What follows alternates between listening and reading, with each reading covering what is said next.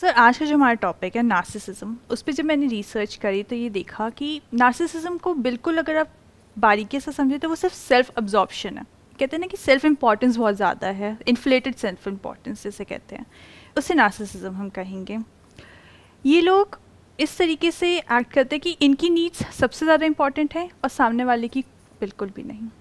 इनके कुछ typical behaviour ऐसे होते हैं, मैनिपुलेटिव हो सकते हैं, या फिर ये आपको गिल्टी फील करा सकते हैं आपकी नीड्स के लिए।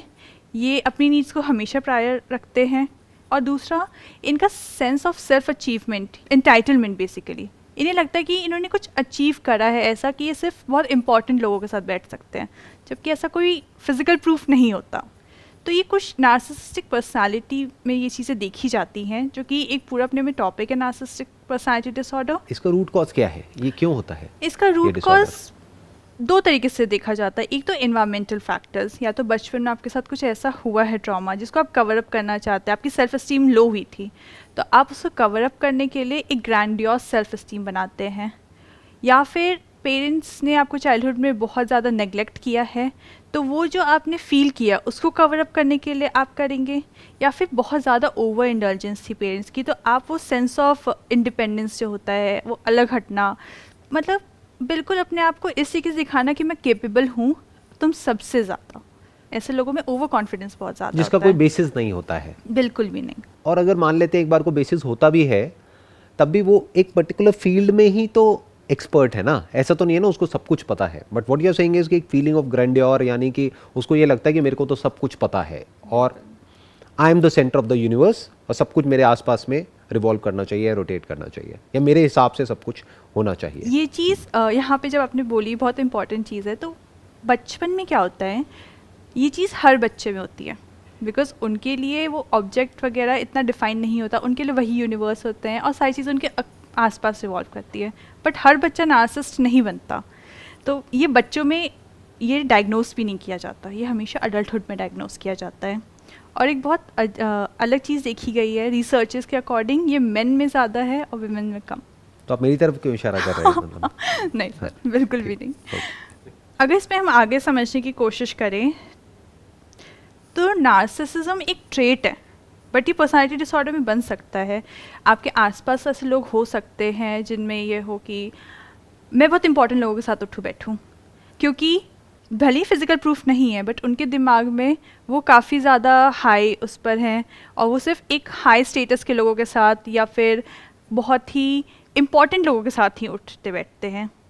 तो ऐसे में ये दूसरे लोगों के साथ या तो उन्हें गिल्ट फील कराएंगे, उन्हें लो फील कराएंगे, they look down upon others. बहुत बार हमारे आसपास ऐसे लोग होते हैं और हमें फ़र्क नहीं पता चलता क्योंकि इतनी कॉमन चीज़ होती जा रही है। बट अगर हम ध्यान से देखें और ये 2-3 चीज़ें दिखती हैं हमें किसी में, तो पॉसिबल है कि उन्हें डायग्नोसिस की ज़रूरत है। अगर एक्सट्रीम में हो जाता है तो हाँ, बट अगर एक लिमिट में कहें तो वो तो आई थिंक सबके अंदर ही होता है कि एक सेंस ऑफ सेल्फ इम्पोर्टेंस, एक लेवल तक सेल्फिशनेस, आई एम श्योर ये सभी में होता है। ऐसा कोई नहीं होगा दुनिया में जिसके अंदर ये नहीं होता है। बट अगर ये एक्सट्रीम में हो जाता है, यानी अगर वो एम्पैथी बिल्कुल ही खत्म हो जाती है एक इंसान के अंदर से, यानी वो सामने वाले की नीड्स को समझ ही नहीं सकता है, सामने वाले के स्टैंड पॉइंट को समझ ही नहीं सकता है या समझना ही नहीं चाहता है, तब कह सकते हैं कि ये एक साइकोलॉजिकल डिसऑर्डर हो गया है। अब उसको डायग्नोसिस की ज़रूरत है और ट्रीटमेंट की ज़रूरत है। बिल्कुल। मतलब जब तक ये चीज़ किसी और को हैम्पर नहीं कर रही, किसी Right. और को अब्यूज़ नहीं कर रहे, किसी और के लिए ट्रॉमेटिक नहीं हो रहा एक्सपीरियंस, तब तक ठीक है। बट अगर ये ट्रॉमेटिक हो रहा है आपके आसपास के लोगों के लिए या उसके खुद के लिए, बिकॉज इसमें उस इंसान के लिए भी काफ़ी सारे रिस्क हैं। क्योंकि अगर इसको थोड़ा सा समझाया जाए तो मैक्सिमम जिन लोगों को नार्सिसिस्ट उसमें डायग्नोस होते हैं, उनका सेल्फ एस्टीम वैसे लो होता है जिसको वो कवर अप करने के लिए ये पूरा करते हैं। बाहर से अपनी एक ऐसी इमेज पोर्ट्रे करते हैं कि I am this, I am that, लेकिन अंदर से वो खोखले होते हैं। बिल्कुल। और जिसकी वजह से वो लोनली होते चले जाते हैं, क्योंकि ऐसे लोगों के साथ में कोई भी एक्चुअल में जुड़ना नहीं चाहता है। तो जितने वो लोनली हो जाते हैं उतना ही अंदर से खाली हो जाते हैं और अपने उस खालीपन को भरने के लिए बाहर से उतना ही ज़्यादा दिखाते हैं कि मैं ये, मैं वो।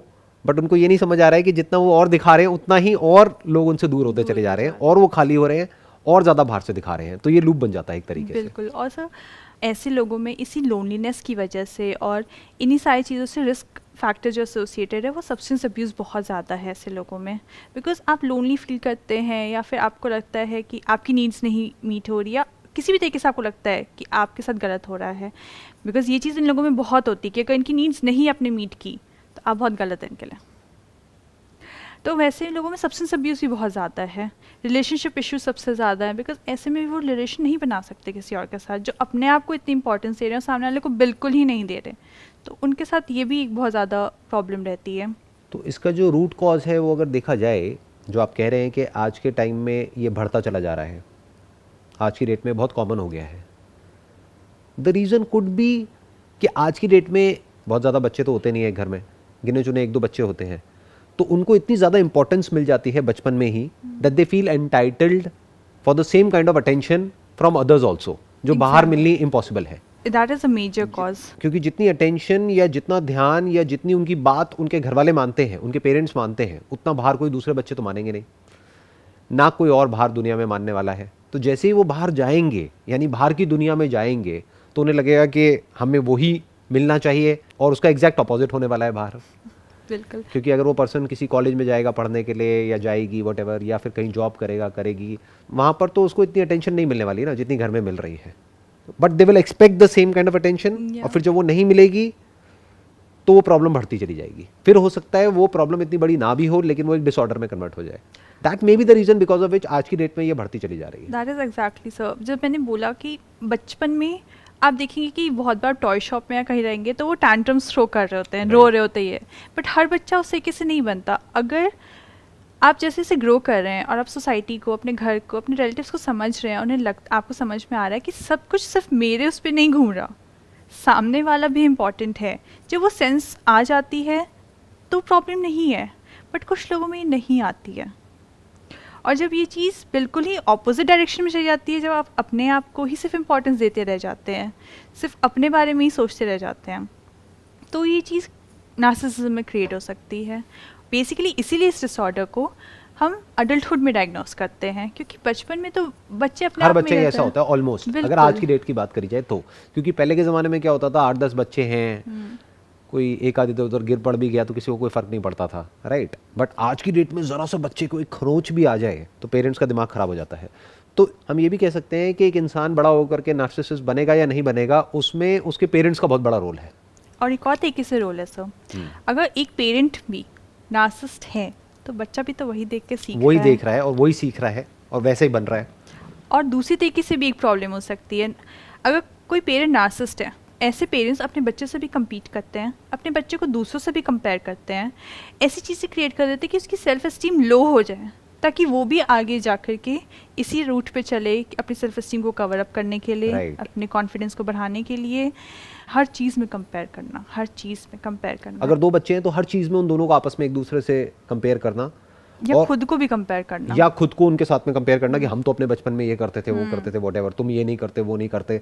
तो अपने आप को ऊपर उठाना, सामने वाले को नीचे गिराना, तो वो बच्चा भी बड़ा होकर के ऐसे ही बन जाता है कि अब वो, उसको ये नहीं पता कि अपने आप को ऊपर कैसे उठाना है, उसको ये पता है कि सामने वाले को नीचे गिराना है तो मैं अपने आप ही ऊपर उठ जाऊंगा। एग्जैक्टली। तो वो इस तरीके से एक्ट करने लग जाते हैं जो बच्चे हैं बड़े होकर के। तो हम कह सकते हैं इसमें पेरेंट्स का बहुत बड़ा रोल है, पेरेंटिंग का बहुत बड़ा रोल है। अगर पेरेंटिंग ठीक हो तो उसके चांसेस कम है आगे जा कर के ये डिसऑर्डर होने के, बट अगर पेरेंटिंग में कुछ इश्यूज हैं तो चांसेस बहुत ज़्यादा बढ़ जाते हैं। इसको इस तरीके से देखा जाए, अगर ये जेनेटिकली भी इनहेरिट करते हैं, बट कोई भी चीज़ जेनेटिकली इनहेरिट करने के बाद वो मैनिफेस्ट होने के लिए कोई इन्वायरमेंटल फैक्टर ट्रिगर करना चाहिए, और वही इन्वायरमेंटल फैक्टर पेरेंटिंग स्टाइल बन जाता है या आपके आसपास का इन्वायरमेंट बन जाता है। बट ये अभी प्रूवन नहीं है साइंटिफिकली कि ये जेनेटिकली भी ट्रांसफर हो सकती है। I am not sure about that. Studies हैं कि बिल्कुल यही नहीं है, बट स्टडीज़ हैं कि अगर आपके किसी क्लोज रिलेटिव में, ब्लड लाइन में हैं, तो आप इनहेरिट कर सकते हैं ट्रेट। वो कितना मैनिफेस्ट करेगा वो आपके सर्कमस्टांसेस पे और आपके इंडिविजुअल सेल्फ पे है। अगर किसी पेरेंट में है तो ऐसा देखा गया है कि उनके बच्चों में भी ये चीज़ रहती है। नहीं तो बट उसका एक और रीज़न भी हो सकता है ना, ये नहीं ना कि उन्होंने जेनेटिकली उसको इनहेरिट किया है, दैट मे बी बिकॉज कि वो ऐसे एनवायरनमेंट में बड़े हुए हैं इसलिए वो ऐसे बन गए हैं। Possible. क्योंकि आई एम नॉट श्योर कि साइंटिफिकली ऐसी कोई स्टडी है या नहीं नहीं, है, ये या proven ऐसा नहीं है, कोई research। सेल या ऐसा कोई मॉलिक्यूल या ऐसा कुछ वो चीज़ है कि हमने डिस्कवर किया और उसके बेस पे हम बोल रहे हैं कि अच्छा ये पर्टिकुलर वो है जो कि यहाँ से वहाँ आया, इस वजह से ये हुआ, राइट? नार्सिसिज्म में ये इतना नहीं है, बट जब हाँ। नार्सिसिस्टिक पर्सनालिटी डिसऑर्डर बनता है, which is extreme case, very extreme case, उसमें है कि आपके कुछ न्यूरॉन्स उस तरीके से फायर एंड वायर नहीं करते हैं कि आप हर चीज़ को समझ सकें. मतलब वो जो सेंस ऑफ अंडरस्टैंडिंग आती है, this is me, this is the environment, this is other people, there needs and everything, वो चीज़ जो आप रिलेट नहीं कर पाते हैं, वो चीज़ें जब नहीं हो पाती because some aspect of the brain is not maturing that much, वो चीज़ क्रिएट कर सकती है. मतलब ऐसा एग्जैक्ट प्रूवन नहीं है because this is very difficult to prove कि That's this what is I'm only saying. Genetics. Yeah. We cannot prove it scientifically कि ये जेनेटिक है या नहीं है, तो अभी उस एस्पेक्ट को हम छोड़ देते हैं.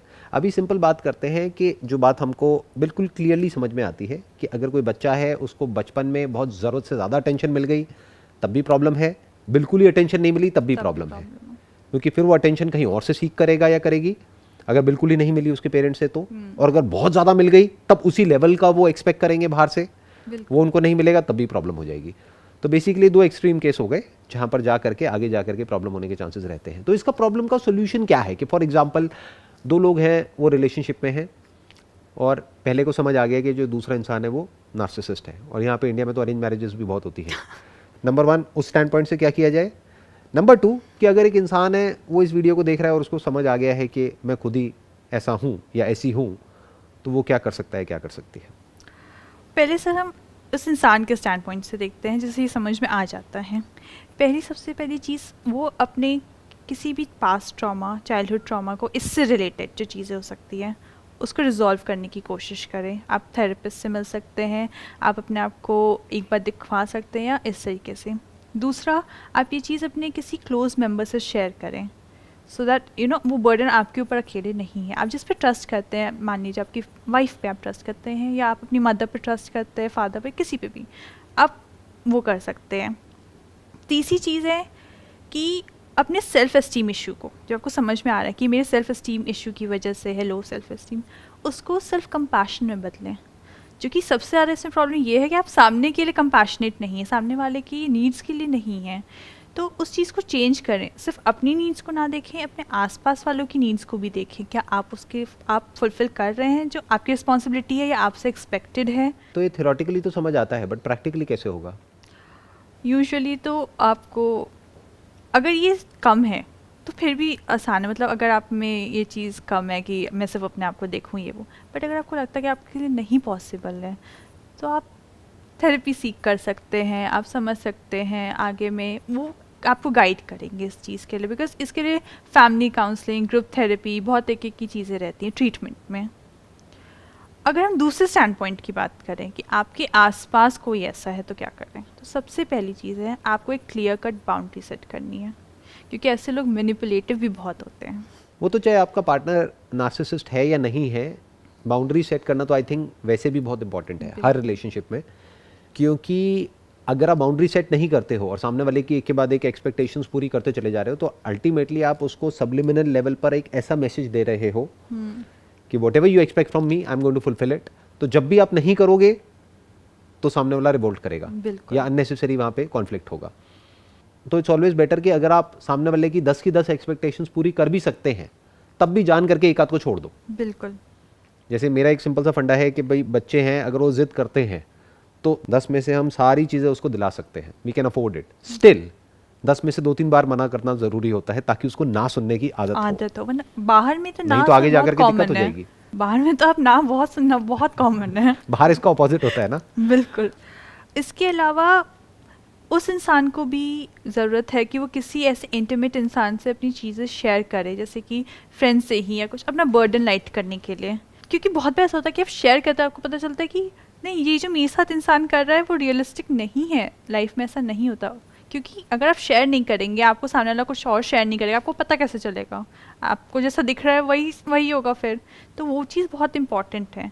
और आपको लगता है कि इतना भी काफ़ी नहीं है मेरे लिए कि मेरा फ्रेंड उस लेवल तक नहीं हेल्प कर पा रहा मुझे इस रिलेशनशिप में या इस चीज़ में, फिर आप भी थेरेपी सीख कर सकते हैं. बिकॉज उन चीज़ों के लिए भी थेरेपीज़ होती हैं. जो लोग इन चीज़ों, इस अब्यूज़ से, this is kind of an abuse, this relationship is kind of an abuse to the other person. When you're getting manipulated, when you're getting used, your needs are not being fulfilled, which can also create trauma for the other person. Definitely. ये दोनों के लिए problem create करेगा।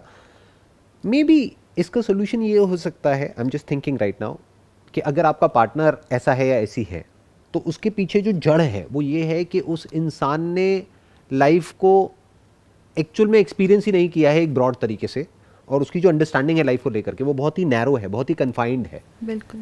क्योंकि उसने हो सकता है कुछ ज़्यादा देखा ही नहीं है दुनिया में। और आज की डेट में तो ये बहुत ही कॉमन हो गया है बिकॉज ऑफ कोविड, क्योंकि अब क्या है कि पूरे दिन अगर बच्चों को देखा जाए तो वो कहाँ है, अपने लैपटॉप पर है, मोबाइल पर है, पूरे दिन सुबह से लेकर के रात तक। तो उन्हें पता ही नहीं है एक्चुअल में कि दुनिया में क्या क्या हो रहा है। और वहाँ पर भी क्या एक वीडियो गेम खेल रहे हैं या एक के बाद एक वीडियोस देखते चले जा रहे हैं, देखते चले जा रहे हैं। तो जिस तरह की वीडियोस वो देखते हैं वैसी ही जो पीछे से एल्गोरिथम चल रहा होता है, जो एआई होता है, उसी तरह की वीडियोस दिखाता है। तो उनके लिए एक वर्ल्ड व्यू ऐसा बन जाता है कि यही दुनिया है और ऐसी ही मेरी दुनिया होनी चाहिए, जबकि उनकी रियलिटी उस दुनिया से बिल्कुल अलग होती है। क्योंकि यूट्यूबर्स या जो भी लोग होते हैं, जो भी इंटरनेट पे जैसा भी अपने आप को पोर्ट्रे करते हैं, एक्चुअल में कोई उनकी लाइफ वैसी थोड़ी होती है। Those are like kind of highlights, जिसके बारे में हमने पहले भी बात करी है। बट रियल लाइफ तो बिल्कुल ही अलग होती है उससे। तो जब ऐसा एक वर्ल्ड व्यू बन जाता है और उनकी जो रियलिटी है उससे मैच नहीं होती है, then they feel as if कि हमारा एक राइट है, हमको भी ऐसी लाइफ मिलनी चाहिए और नहीं मिल रही है। देन ये ट्रेड्स और ज़्यादा निकल करके आते हैं। तो मे बी इसका जो सोल्यूशन है, जो मुझे समझ आ रहा है, क्योंकि थेरेपी हर कोई अफोर्ड नहीं कर सकता, तो therapy from a mass perspective is not a practical solution, क्योंकि it's going to be very expensive. It's a solution only when things are out of control for you and for others near you. कि मतलब अगर problem extreme level पे पहुंच गई है तब तो वो करना ही पड़ेगा, if you can afford it. But मान लेते हैं कि आप या तो अफोर्ड नहीं कर सकते हो, या फिर जो ये जो बिहेवियर है या ये जो प्रॉब्लम है ये अभी एक्सट्रीम लेवल पर नहीं गई, एक मॉडरेट लेवल पर है, Deal तो कर अब क्या सकते किया हैं। जाए, तो कैसे डील किया जाए? Simple idea could be travel करो। और ट्रैवल वो वाला नहीं जैसा हम लोग ट्रैवल का मतलब समझते हैं ज़्यादातर लोग, कि गए कहीं पर किसी जगह पर जाके पूछा कि हाँ भाई यहाँ पे साइट सीइंग के लिए कौन सी अच्छी जगहें हैं, 4-5 जगह सर्च करी, वहाँ जा करके फ़ोटो खिंचाई और फोटो डाल दी और बोला देखो। मतलब दुनिया को दिखाने के लिए ट्रैवल मत करो। ट्रैवल की डेफिनेशन बहुत लोगों की जो है वो आई एम नॉट श्योर क्या है, बट मेरी जो ट्रैवल की डेफिनेशन है वो ये है कि if you are going to a place, stay there with a local person. आजकल तो ये सारे ऑप्शंस अवेलेबल हैं कि आप उन लोगों के साथ में रह सकते हो। अगर साथ में नहीं भी रहना चाहते हो, उनके आसपास में रहो, किसी विलेज के आसपास में रहो, उस विलेज में जाओ, पूरा दिन स्पेंड करो, जा करके उनकी लाइफ देखो। क्योंकि देख करके हम जितनी जल्दी सीखते हैं ना, उतना बातों से नहीं सीख सकते। क्योंकि अगर ये सेशन कोई देखेगा, सुनेगा, समझेगा तो ठीक है, एक लेवल तक उसको समझ आएगा। थेरेपी के लिए भी अगर वो जाएगा और अगर वो अंदर से चेंज होना चाहता है तो वो थेरेपी उसको हेल्प करेगी, बट अगर वो नहीं चाहता है तो वो नहीं हेल्प करेगी। बट अगर कोई नहीं भी अपने आप को बदलना चाहता है या चाहती है और वो किसी ऐसी जगह पर जाता है जहाँ पर कि वो कुछ ऐसा देखता है जो उसकी लाइफ से बिल्कुल अलग है, तो कहीं ना कहीं उसका दिमाग खुल जाएगा। And the moment that happens, तो आई थिंक वहाँ से एक शुरुआत हो गई एक प्रॉब्लम का सोल्यूशन निकलने की। वहाँ से उनको समझ आएगा कि अच्छा ऐसा भी होता है दुनिया में, लोग ऐसे भी जीते हैं, अच्छा ऐसे घर भी होते हैं, इस तरह की रिलेशनशिप्स भी होती हैं, इस तरह की लाइफ भी होती है। तो उसका दिमाग खुलेगा पॉसिबिलिटीज़ की तरफ, और जैसे ही खुलेगा तो ना चाहते हुए भी उसको अंदर से कुछ चीज़ें ऐसी समझ आने लग जाएंगी which may be the beginning of a massive change in his or her life. क्योंकि मैंने ये चीज़ प्रैक्टिकली ऑब्जर्व करी है कि जो लोग जितना ज़्यादा जानते हैं ना, यानी जिनको एक्चुअल में अंडरस्टैंडिंग होती है लाइफ की इन टर्म्स ऑफ नॉलेज और एक्सपीरियंस, वो उतना ही ज़्यादा हम्बल और डाउन टू अर्थ होते हैं। और जिनके पास में जितनी कम नॉलेज होती है या जितना कम एक्सपोजर होता है या जितने कम वैरायटी ऑफ एक्सपीरियंसेस होते हैं, उतना ही नैरो उनकी थिंकिंग होती है, उतना ही उनके अंदर ये सेंस ऑफ इन्फ्लेटेड एक ईगो होती है, या अपने आप को बाहर से ऐसा दिखाने के लिए कि नहीं हमें तो सब पता है। इस तरह के ट्रेट्स डेवलप होने लग जाते हैं उनके अंदर।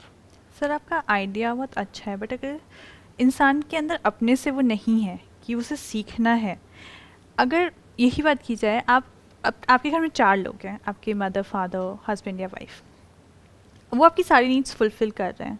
अगर आप बैठ करके एक बार भी सोच लो कि क्या उनकी नीड्स, जब उन्होंने बोला, बिकॉज बहुत बार लोग वॉइस करते हैं कि मेरी भी ये चीज़ कर दो या इस तरीके से, क्या आप फुलफिल कर रहे हैं? क्या एक के बदले कम से कम एक चीज़ आप कर रहे हैं, या 2 चीज़ के बदले एक कर रहे हैं? अगर आप थोड़ा सा भी ये कॉन्शियसनेस आ जाए अपने आसपास के लोगों के लिए भी, ये काफ़ी बड़ा स्टेप होगा उस हिसाब से। बिकॉज आपने अपने सेल्फ एस्टीम इशू को, या आपको जो भी था उसको सेल्फ कंपैशन में, जैसे मैंने पहले भी बोला, उसमें कन्वर्ट करे। ये काफ़ी कॉन्शियस एफर्ट है। आप दुनिया में लोगों से मिल लिए, सब कुछ कर लिया, आपका आइडिया बिल्कुल अच्छा है, बट वो कॉन्शियसनेस चाहिए वो देखने के लिए कि बाकी के रिलेशंस कैसे हैं। अब वो कॉन्शियसनेस कहाँ से आएगी, इसको थोड़ा सा समझते हैं, साइकोलॉजी को समझते हैं, माइंड की डेप्थ को समझते हैं। बेसिकली क्या होता है, हम सब, यू, मी और एनीबडी फॉर दैट मैटर, हम सब एक पैटर्न में घूम रहे होते हैं, हमें खुद को नहीं पता होता है। हमारा अपना एक रूटीन होता है, हमारा अपना एक कंफर्ट जोन होता है, हमारा अपना एक हैबिचुअल एक पैटर्न होता है जिसके अंदर हम जाने अनजाने घूम रहे होते हैं। एक तरह का हमारा बिहेवियर होता है, वो एक ही तरह से चल रहा होता है। तो if you expect from a person who is not self conscious enough to be conscious of the other person's need, जबकि वो अभी नहीं है, तो ये बहुत ज़्यादा हम एक्सपेक्ट कर रहे हैं उससे। वो कब हो सकता है, या तो वो अकेला कहीं जाए कुछ दिन के लिए, तो जब वो अकेले, उनके पास में कुछ नहीं होगा करने के लिए, यहाँ तक कि अपना स्मार्टफोन भी नहीं होगा, कोई टेलीविजन नहीं होगा, कुछ नहीं होगा, तब ऐसी इनसाइट्स आएंगी। तब एक इंसान को रियलाइज होगा कि मैं कितना गलत कर रहा हूँ सामने वाले के साथ में। इन अदर वर्ड्स, कि जो एग्जिस्टिंग जो पैटर्न बना हुआ है, उस पैटर्न को तोड़ना पड़ेगा। तो I am talking about breaking that pattern, because अगर कुछ नहीं बदला तो कुछ नहीं बदलने वाला। बातों के लेवल पे बड़ा अच्छा लगेगा सुनने में, अभी किसी ने सुना बड़ा अच्छा लगा, बट जैसे ये वीडियो खत्म हुई उसके बाद में सब भूल गए। So all I am saying is, pattern को तोड़ो। अगर आप खुद नार्सिसिस्ट हो, यानी खुद बहुत ज्यादा सेल्फिश हो, एरोगेंट हो, और सामने वाले की नीड्स को नहीं समझते हो, और उसकी वजह से आप अंदर से और ज्यादा लोनली होते चले जा रहे हो, आपकी भी लाइफ में प्रॉब्लम क्रिएट हो रही है, सामने वाले की भी लाइफ में हो रही है, तो अपने इस पैटर्न को ब्रेक करो, यानी अपने डेली रूटीन को ब्रेक करो। The moment you do that, तब कुछ नया होने की पॉसिबिलिटी है। If you don't do it, और फिर आप ये एक्सपेक्ट करते हो कि वो बदल जाएगा या बदल जाएगी, वो कोशिश करेगा या करेगी एक दिन तक या 2 दिन तक बदलने की मैक्सिमम, उसके बाद वापस से वही होगा जो होता आया है। But the moment a person starts seeing something else, जो रेगुलर उसकी लाइफ से बिल्कुल अपोजिट है, तो there is a strong possibility कि एक मेजर शिफ्ट आ सकता है। मैं एक एग्जांपल देता हूं। फॉर एग्जांपल, एक कपल है, मैरिड है, उसके घर में लड़ाई झगड़ा चलता रहता है। अब वो कुछ दिन के लिए जाता है किसी ऐसे इंसान के घर में रहने के लिए, मान लो कोई दूर का रिलेटिव है, कुछ है, वो कहीं गांव में रहते हैं, वहां पर वो गया और उसने जा करके देखा कि वहां पर उनकी जो रिलेशनशिप है वो बहुत ही अच्छी है। Now this is like breaking a pattern. एकदम से वो कुछ ऐसा देख रहा है जो आज तक उसने देखा है बचपन से, उससे बिल्कुल अलग है। मान लो उसके घर में उसके पेरेंट्स की भी रिलेशनशिप अच्छी नहीं थी, तो उसके लिए नॉर्मल का मतलब क्या, कि लड़ाई झगड़ा is normal, conflict is normal. फिर उसने ऐसे एकदम से एक रिलेशनशिप देखी जहां पर के रिस्पेक्ट है, ट्रस्ट है, जहां पर दोनों एक दूसरे के लिए जेन्युइनली केयर करते हैं। और उसने ये नहीं कि कुछ मिनट के लिए उनको ऑब्जर्व किया, कि किसी शादी में गया और वहां जाकर के देख लिया ना, मैं कह रहा हूं उनके साथ रहा वो 4-5 दिन या 7 दिन ऐसे लोगों के साथ में, और उसने उनके बिहेवियर को बारीकी से ऑब्जर्व किया। तो क्या पॉसिबिलिटी है कि उसकी रिलेशनशिप चेंज होगी या नहीं है? या ये कह लो किस केस में पॉसिबिलिटी ज्यादा है? एक है कि हम बैठ करके उसको ज्ञान दें, आप या मैं या कोई भी इंसान, कि ऐसे करो वैसे करो वैसे करो, वो कहेगा हाँ ठीक है करूंगा, उसके बाद में सब भूल गया, वापस वहीं के वहीं।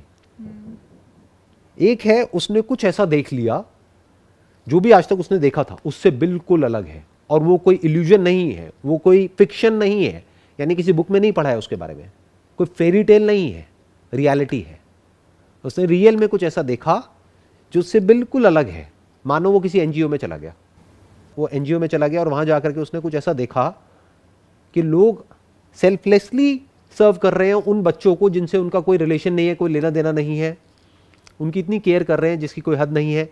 तो क्या कुछ शिफ्ट होगा या नहीं होगा? यहाँ पे 2 चीजें हो रही हैं, इनफैक्ट 3 चीजें हो रही हैं। एक, उसका पैटर्न ब्रेक हो रहा है जो एग्जिस्टिंग पैटर्न है। दूसरा, वो जब उन लोगों से दूर रहता है ना कुछ दिन तक अकेला, हफ्ता, 10 दिन, 15 दिन, तब देयर इज अ पॉसिबिलिटी कि उसको इंपॉर्टेंस समझ आती है और लोगों की, कि उन लोगों की इंपॉर्टेंस क्या है उसकी लाइफ में। तीसरा, वो कुछ नया एक्सपीरियंस कर रहा है जो आज से पहले उसने नहीं किया है, उसका एग्जैक्ट अपोजिट जो अब तक वो करता आया है। तो there is a strong possibility कि उसका जो वर्ल्ड व्यू है, जो way of looking at life है, वो बदलेगा। अगर वो बदल गया तो काम हो गया। जब तक वो नहीं बदला, fundamentally the way of looking at life नहीं बदला, तब तक कुछ नहीं बदला। तो उसमें 2 चीजें जरूरी है, एक है नॉलेज, एक है एक्सपीरियंस। नॉलेज क्या है? ये जो अभी हम बात कर रहे हैं, ये जो सेशंस है, ये क्या है? ये एक तरह की नॉलेज है जो उसको मिल रही है, जो बुकिश नॉलेज से बिल्कुल अलग है। बुक में क्या होता है, 2 + 2 = 4, या फिर ये फॉर्मूला है, इसको याद कर लो, ये कर लो, वो कर लो। That is all important to survive, but वो आपको अलग तरीके से सोचने के लिए मजबूर नहीं करती है, वो आपके लाइफ के व्यू को चेंज नहीं करती है, आपके वर्ल्ड व्यू को चेंज नहीं करती है। World view remains the same. पहले आप मान लो जब आपके पास में नॉलेज नहीं थी, महीने का 10,000 कमाते थे, अब आपके पास में डिग्री है, डिप्लोमा है, या ये 4 अलग अलग डिग्रीज हैं, अब आप महीने का 1 लाख रुपए कमाते हो। But at a fundamental level आप वो के वही हो, कुछ भी नहीं बदला है। पहले भी वही थे, अभी भी वही हो, पहले भी नार्सिसिस्ट थे, अभी भी वही हो। तो एक आ गया नॉलेज, एक आ गया एक्सपीरियंस, दोनों इंपॉर्टेंट है। आई थिंक मुझे आपका जो सेकेंड वाला एग्जाम्पल था कि वो जब एनजीओ में जाए उसको सर्व करना पड़े, वो चीज़ बहुत इंपॉर्टेंट है, क्योंकि जो पहली सीन है, अगर उसमें कोई बंदा नार्सिसिस्ट है और वो नहीं इतना कंटेम्पलेट कर रहा है कुछ भी, उसने देखा सामने वाली रिलेशन, उसके दिमाग में ये भी तो आ सकता है कि मेरी वाइफ इस तरीके से नहीं करती, इसकी वाइफ अच्छी है। आ सकता है, but that is still better than जो भी उसकी लाइफ चल रही थी। बिल्कुल। उससे बुरा क्या होगा जो पहले हो रहा था? उससे बुरा तो कुछ हो ही नहीं सकता ना, कि वो पर्सन पूरी तरह से सेल्फ सेंटर्ड था। तो अब बेसिकली क्या है कि वो वहाँ जा करके देखेगा, अच्छा इसकी वाइफ कितनी अच्छी है, मेरी वाइफ कितनी गंदी है। ये भी एक वे हो सकता है देखने का। दूसरा ये भी हो सकता है कि उसके दिमाग में आए कि अच्छा ये लोग कुछ ऐसा कर रहे हैं जो हमें भी करना चाहिए, हमें भी करना चाहिए, और वो जा करके बात करे अपनी वाइफ से, या बेटर स्टिल दोनों हो वहाँ पर और दोनों ऑब्जर्व कर रहे हैं उस कपल को। तब उन दोनों को ही कुछ समझ आ रहा है, क्योंकि ताली एक हाथ से नहीं बजती ना, तो थोड़ा बहुत तो सामने वाले को भी कुछ समझना पड़ेगा। तो दोनों है वहाँ पर और दोनों जा करके देख रहे हैं। बिकॉज द प्रॉब्लम है कि हम एक्चुअल में इस प्रॉब्लम को डायग्नोज कर ही नहीं सकते हैं। रीज़न बीइंग कि इसकी जो डेफिनेशन है, अगर हम बात करें सेल्फिशनेस की, तो मुझे बता दो इस दुनिया में ऐसा कौन इंसान है जो सेल्फिश नहीं है? बिल्कुल सर, ये चीज़ जब तक एक्सट्रीम में नहीं जाती तब तक काफ़ी मुश्किल है ये समझना कैसा हो रहा है। अब एक्सट्रीम क्या है? उसकी कोई स्केल है हमारे पास में कि हम कहते हैं आउट ऑफ 1 to 10 ये 10 हो गया है, ये 1 है, ये 5 है, ये कैसे कहेंगे? इस तरीके से तो नहीं, बट हाँ, आप अपने आसपास के रिलेशंस आपके कैसे जा रहे हैं, आपके वर्क स्पेस में कैसा, बिकॉज ये इन्फ्लेटेड सेल्फ ईगो आपको वर्क स्पेस में भी प्रॉब्लम क्रिएट करेगा, सिर्फ घर पे नहीं करेगा, वहाँ पे भी करेगा, फ्रेंड सर्कल में भी करेगा, हर जगह करेगा। हर जगह। जब आप देख रहे हैं कि आपके सारे रिलेशंस में कुछ ना कुछ इश्यूज आ रहे हैं, इसका मतलब उन रिलेशंस में इशू नहीं है, आप में है। तो वो एक चीज़ इंसान को अंदर से आनी होगी कि नहीं, मुझे एक बार देखना होगा कि कहाँ क्या गड़बड़ हो रहा है, कि हर जगह कैसे गड़बड़ हो सकता है। आप 100 लोगों से मिलेंगे, मेरे हिसाब से 100 के 100 कभी गलत नहीं हो सकते। अगर वो हैं तो मतलब वो एक इंसान गलत है और उसे खुद में झांकना पड़ेगा। आपने जब डिस्ट्रैक्शंस की बात की, वो भी सब बहुत इंपॉर्टेंट है, बिकॉज आज के टाइम में हम एक सोशल मीडिया में, जो वर्ल्ड पूरे सोशल मीडिया उस पर बैठा हुआ है, हम पोर्ट्रे ऐसे करना चाहते हैं, हम चीज़ों को ऐसे दिखाना चाहते हैं, चाहे हो या ना हो, राइट। तो अगर वो डिस्ट्रैक्शन नहीं है शायद से कुछ दिन के लिए, जैसे आपने कहा मेडिटेशन सेंटर जा रहे हैं, कुछ भी, वो डिस्ट्रैक्शन नहीं है, आप किसको दिखाओगे कि आपके पास कितना पैसा है या आपके पास कितनी नॉलेज है या नहीं है, बट आप दिखाना चाह रहे हैं, वो आप किसको दिखाओगे? जब आप वो दिखा नहीं सकते तो आपको खुद में झांकना पड़ेगा कि अब मैं क्या कर सकता हूँ। Right, basically it's all about breaking the pattern, that is one. Having said that, this is not the only solution, क्योंकि अगर हम इस वर्ड की बात करें नार्सिसिज्म, ये आया कहाँ से है, इसका ओरिजिन क्या है? जब मैंने जा करके गूगल किया तो कुछ बहुत इंटरेस्टिंग नज़र आया वहाँ पर कि ये बेसिकली एक ग्रीक माइथोलॉजी में ये चीज़ है, राइट, नार्सिसिस। हाँ, कि ग्रीक माइथोलॉजी के अंदर ये है टर्म नार्सिसिस्ट, नार्सिसिस्ट या नार्सिसिज्म, ये एक इंसान के उस पर है, हाँ, नार्सिसस नाम था उसका, जो कि अपनी रिफ्लेक्शन देख करके बहुत खुश होता था, Right. और एक दिन पानी में गिर गया। तो इसका मतलब क्या हुआ कि उसको खुद से ही इतना प्यार हो गया, या ये कह लो वो खुद को ले करके इतना ऑब्सेस्ड हो गया कि वो डूब करके मर गया। तो दिस मे और may not be a true story, but symbolically अगर समझा जाए तो इसका मतलब क्या है कि अगर आपकी जो सेल्फ इमेज है, हमारी अपनी खुद की एक सेल्फ इमेज होती है, अगर आप उसमें ज़रूरत से ज़्यादा इंडल्ज हो गए हैं या उसको ज़रूरत से ज़्यादा इंपॉर्टेंस दे रहे हैं, तो आप उसी में डूब के मर जाएंगे। बिल्कुल। सो इसको आइडेंटिफाई करना इज़ वेरी डिफ़िकल्ट, क्योंकि एक लेवल पर तो हर कोई नार्सिसिस्ट है, हर एक को अपनी सेल्फ इमेज अच्छी लगती है, हर कोई उसको प्रोटेक्ट करने की कोशिश करता है, किसी को भी बुराई अच्छी नहीं लगती है। हर एक के अंदर एक सेल्फ प्रिजर्वेशन मैकेनिज्म होता है कि अपनी इमेज को हर कोई प्रोटेक्ट करता है, प्रिजर्व करता है, उसको डिफेंड करता है, उसको इन्फ्लेट करता है अच्छा फील करने के लिए। नहीं तो आपको अच्छा कैसे फील होगा? If you are talking about good feelings, good emotions, उसका कनेक्शन किससे है? कहीं ना कहीं आपको अपने आप को कुछ अच्छा बोलना पड़ेगा, तभी तो अच्छा फील होगा, नहीं तो ना तो अच्छी फीलिंग होगी ना बुरी फीलिंग होगी। If you want to be happy, you have to look at your life in a positive way. Now what is positive and what is negative? ये तो हम ही ठप्पा लगा रहे हैं ना, एक्चुअल में तो कुछ भी पॉजिटिव नहीं है, नेगेटिव नहीं है। एक इंसान है वो अपने आप को बोल रहा है कि देखो मेरी सैलरी 50,000 रुपये है तो मैं कितना खुश हूँ, किसी दूसरे आदमी के पॉइंट ऑफ व्यू से देखा जाए तो वो कुछ भी नहीं है। उसकी तो कमाई 1 घंटे की 50,000 रुपये है, तो उसके लिए तो वो गरीब है। बट अपने माइंड में उसने अपनी एक इमेज बनाई, उस इमेज को पॉजिटिव का ठप्पा लगाया, उस इमेज को इन्फ्लेट किया अपने माइंड में, अब ही इज फीलिंग गुड। अगर उसको ज़्यादा नीचे गिरा दिया कि अरे मेरी लाइफ तो बेकार है, मेरी लाइफ में तो कुछ भी नहीं है, मेरा तो सैलरी भी नहीं है, ये भी नहीं है, वो भी नहीं है, तो वो दुखी रहेगा। 50,000 के ऐसे ऐसे लोग हैं जो 1 करोड़ महीने का कमा रहे, वो भी दुखी हैं। क्यों? क्योंकि अपने आप को किसी और से कंपेयर कर लिया है जिसके पास में उनसे ज़्यादा है, तो वो दुखी है, वो गरीब है।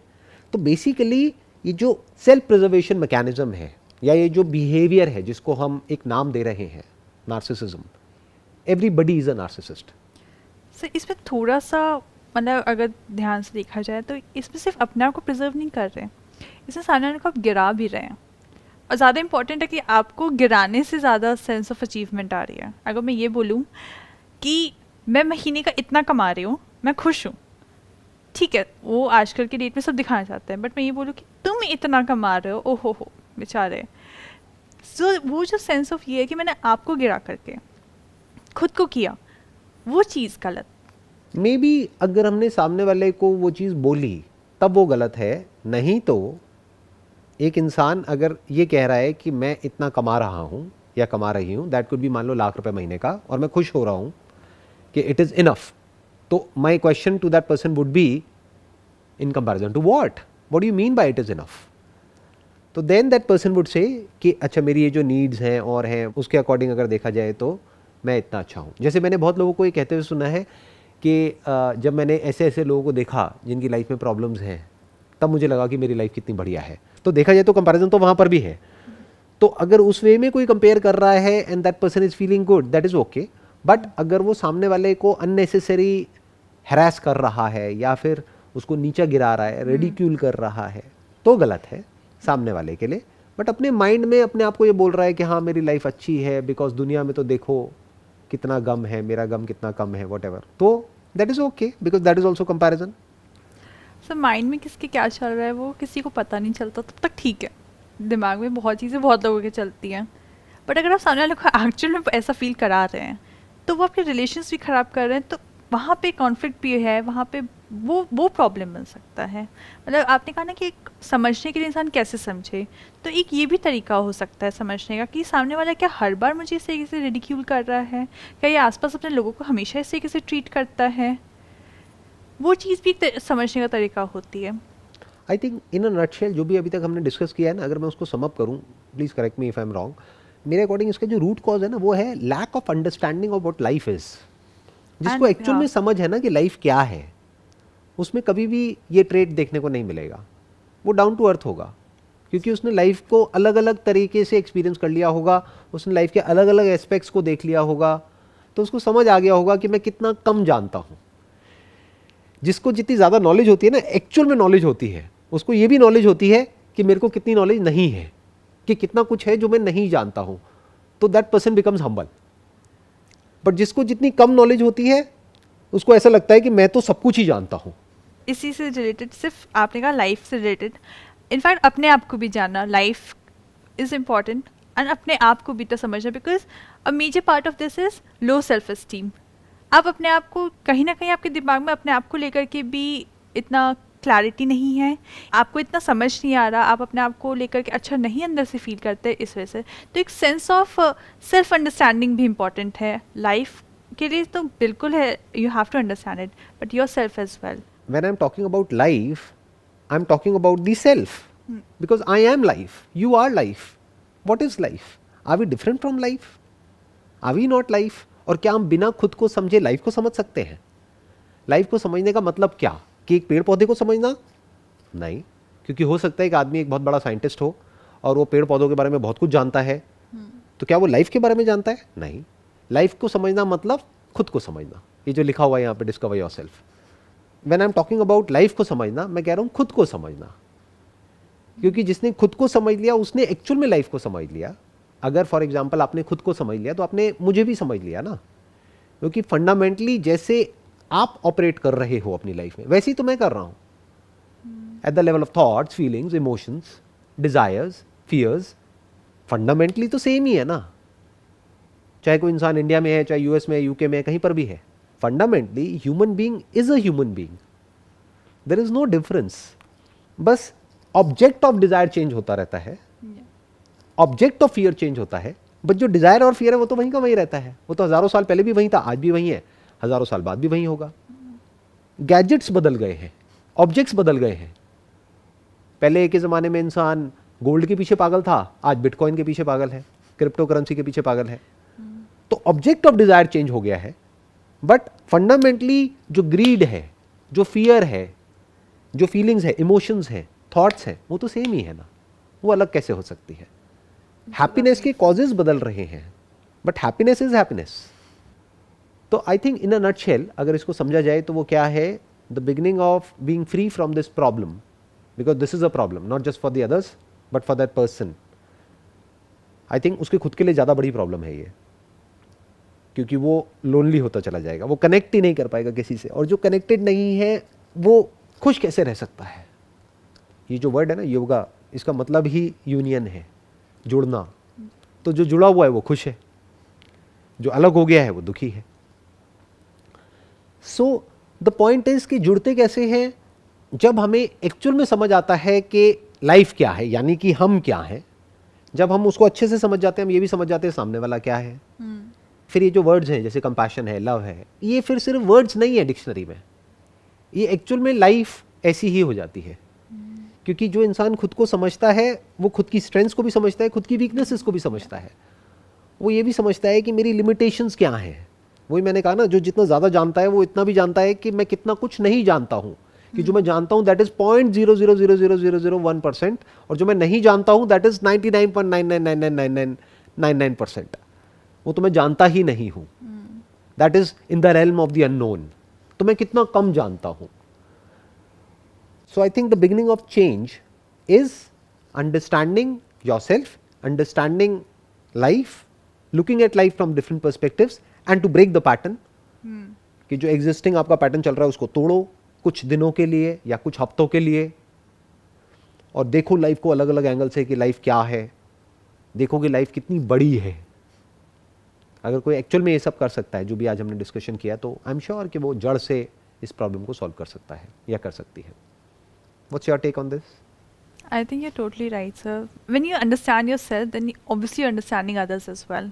So there's a sense of compassion for others, which is very important for us as social beings, because humans are social beings. So for that bonding, for everything, that sense of self-compassion, that sense of compassion for others is also very important. So आज के इस topic को हमने I think काफ़ी अच्छे से touch किया है, अच्छे से कवर किया है। सो नेक्स्ट टॉपिक हमारा क्या होना चाहिए आपके हिसाब से? आई थिंक हमने इसमें ट्रॉमा की बात की थी, जो कि एक तरफ कॉज भी था और एक तरफ दूसरों को भी काइंड ऑफ ट्रॉमेटिक सिचुएशन में डाल देना, उनके लिए ट्रॉमेटिक एक्सपीरियंस बनाना। तो I think we can cover up trauma and you know what is trauma, what are the types of trauma, because this is not the only type of trauma, बहुत तरीके के ट्रॉमास होते हैं। तो we can cover up trauma in the next session. Perfect. So next session में we will talk about trauma. तो आप अपनी रिसर्च करिए। See you next week.